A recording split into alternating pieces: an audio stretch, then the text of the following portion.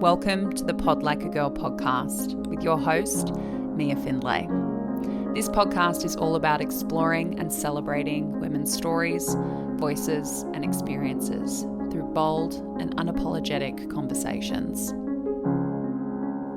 Hi everyone. Welcome back to an unplanned episode.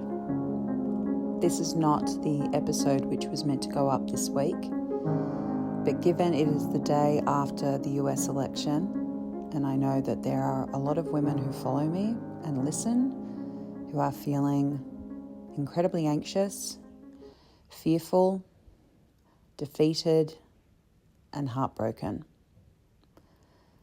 They're just some of the words which have been used in the enormous tidal wave of messages which I opened up this morning across TikTok and Instagram from women who are terrified.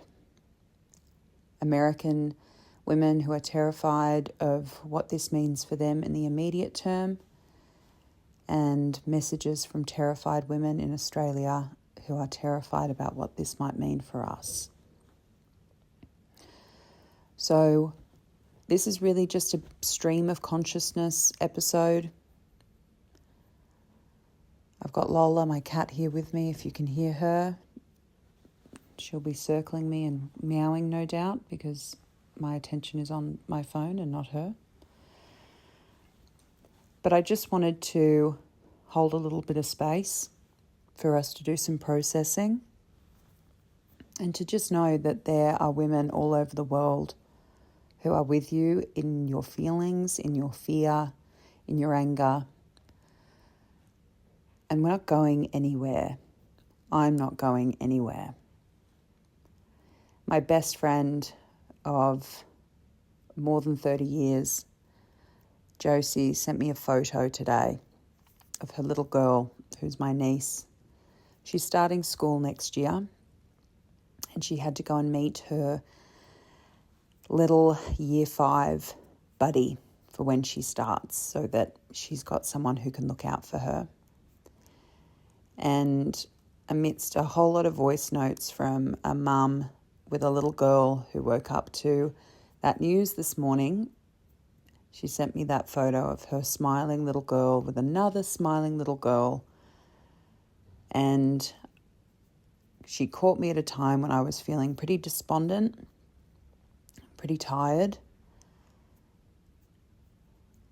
and I hadn't responded to any of her voice notes, but I did respond to that photo, and I said, "We keep going."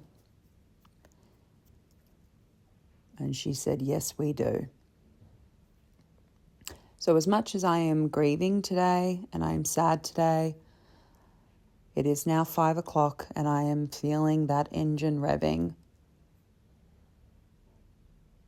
That engine which tells me there is work to do, and I am ready to do it. And I hope that you will be with me in that. So Donald Trump is the 47th president of the United States. And it feels like a repeat fever dream from 2016. I remember feeling so incredibly certain and optimistic in 2016 that we were going to usher in our first female president. And I was absolutely convinced and devastated when the results came through.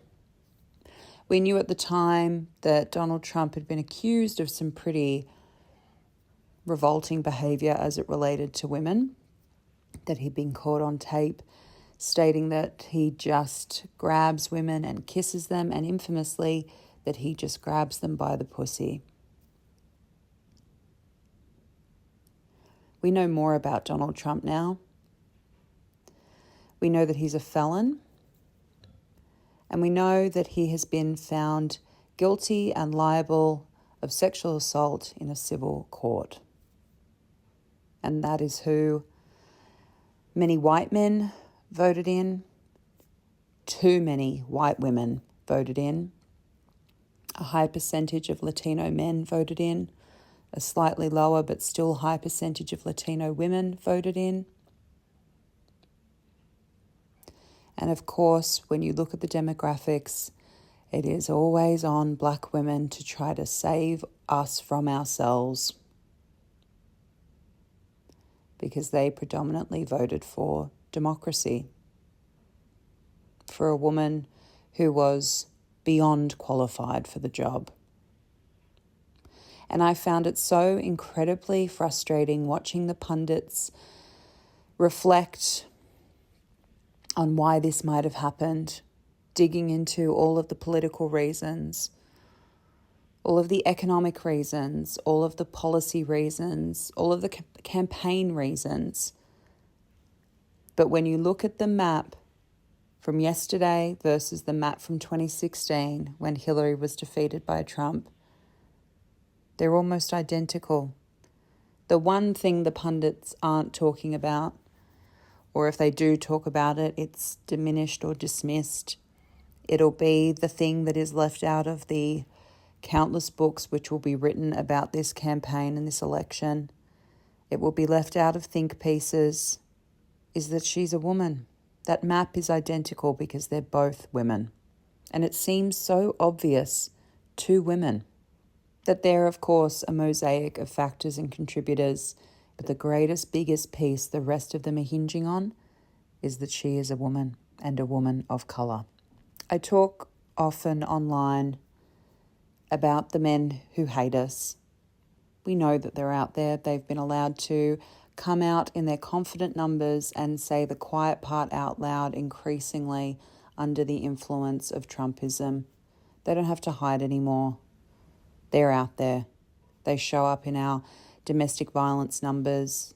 The 76 women we've lost to date this year in Australia at the hands of men who have murdered women. We know that there are men who hate us. The ones who I warn you about, who are more dangerous, are the ones who made yesterday possible. And that is the indifferent men. The men who don't care about us enough to hate us. The ones who don't hate us enough to vote against our best interests, but who vote for economic policy because they're pretty indifferent to whether or not you get to access healthcare, like a human being should have the right to.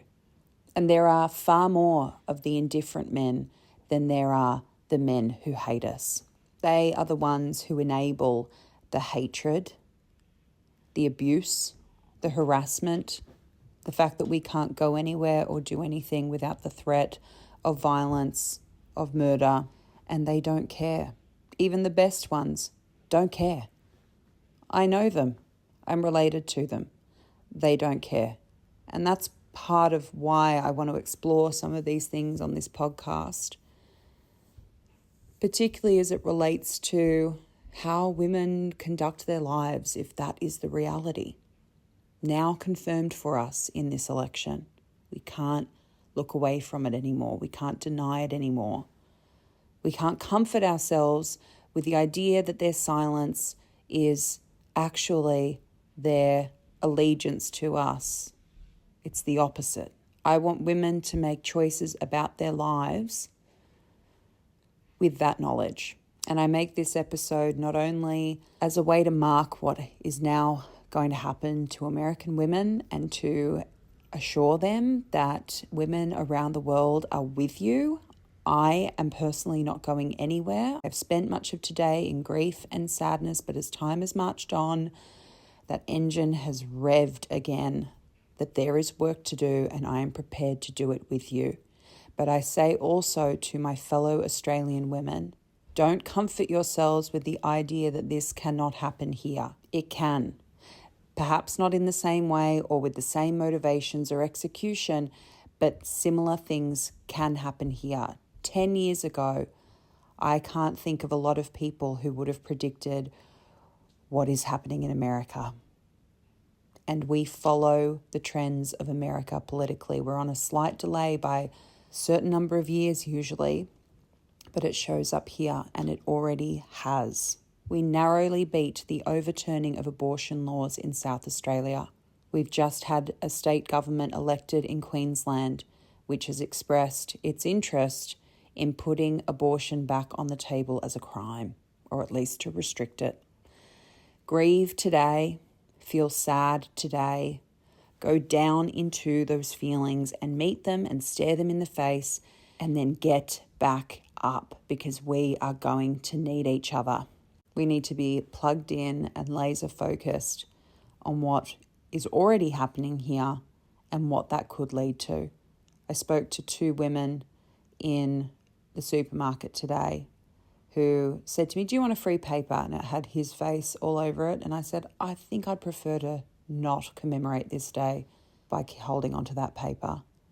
And they said, "Oh, everyone has said the same thing. Everyone has said the same thing. Everyone is just appalled." And then I mentioned the interest in the Queensland government in criminalising abortion again. And they were shocked, horrified by Trump, horrified by what's happening to women over there, but not aware that we are starting to creep towards the same outcomes for women here. We must be laser focused. We must be aware. We must be in community with each other. And that is where I can help. I am always, and now even more urgently, thinking of ways, collaborating with other amazing women on ways that we can create community and connection and safety and a coalition of women, especially white women. How do we keep getting this wrong? How do we keep letting particularly women of colour down in this way? How do we live with ourselves? We mustn't let that happen here as one of our top priorities.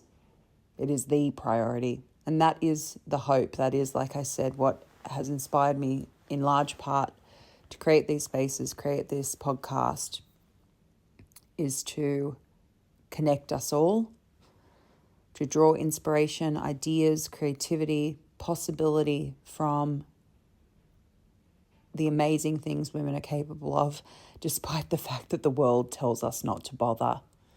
This is why we bother. This is why we show up. This is why, even when we are tired and it seems impossible and surreal, we go down and we get the hell back up. And in those great words from The Handmaid's Tale, don't let the bastards grind you down.